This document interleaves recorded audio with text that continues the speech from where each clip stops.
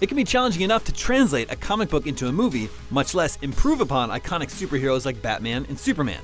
But it can happen. Sometimes comic book movies implement inspired changes to make our favorite heroes and villains that much better.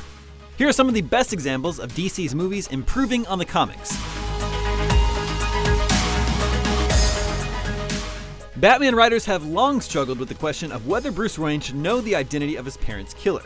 If he does know, then doesn't apprehending GHUL and seeing justice done diminish Batman's need to wage war on criminals? But if he doesn't know, that speaks poorly to his skills as a detective. Batman Begins solved this problem by revealing GHUL as the killer, but then robbing Bruce of the chance to take revenge, leaving Bruce both unfulfilled and ashamed of his actions, elements that figure heavily into his decision to leave Gotham and become the Batman. The Krypton of DC's classic Superman comics is a very colorful place. If anything, Superman's costume is pretty restrained by Kryptonian standards. But what plays well on the page of a Silver Age comic doesn't necessarily translate to a big-budget superhero film. 1978's Superman addressed this by bringing a whole new look to Krypton and its people. The crystalline architecture and simple fashion designs highlighted the idea of Krypton being an austere, remote civilization brought down by its own hubris. These designs have proven so influential that they've worked their way into Superman stories across all media. 1989's Batman made the decision to link Joker to Batman's origin story, a decision that yielded mixed results at best. But Batman Begins found better results by instead linking him to Ra's al Ghul, reimagining Ra's as a fatherly mentor to a directionless Bruce Wayne. This added greater emotional weight when the two had their inevitable falling out.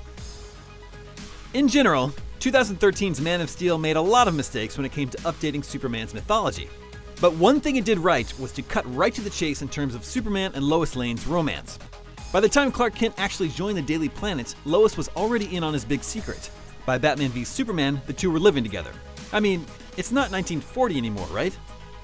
It can be difficult to add interesting new villains to Batman's overflowing rogues gallery, but that was never a problem for Batman the Animated Series.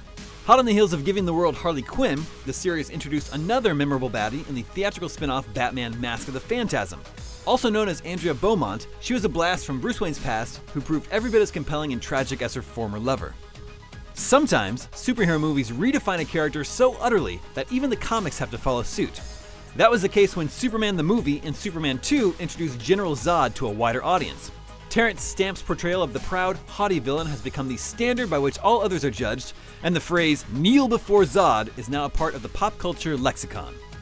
This is a minor change, but one that's appreciated all the same.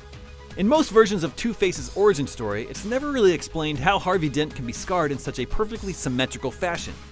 The Dark Knight offered a logical explanation by showing Harvey lying half-submerged in a pool of gasoline moments before being doused in flame. Once again, Christopher Nolan found a way to make one of the crazier elements of the Batman mythos work in his more grounded universe.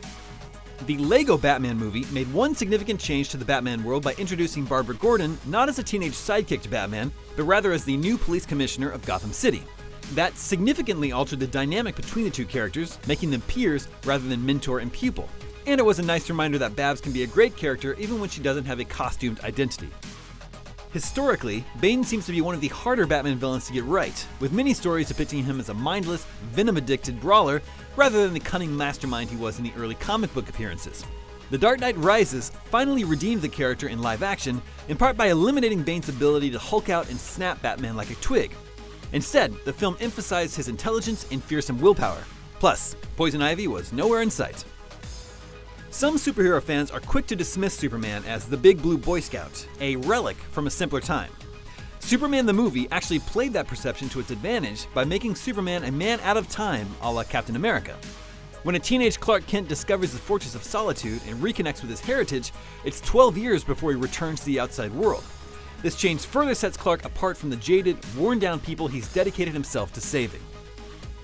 In the DCEU, Superman is a relative newcomer, while Batman has been active for a couple decades. But neither superhero character holds a candle to Wonder Woman. As the Wonder Woman movie established, Diana first entered the world of men to battle evil at the height of World War I. That not only makes her one of Earth's first superheroes, but also an inspiration to all those who came after, whether they realize it or not.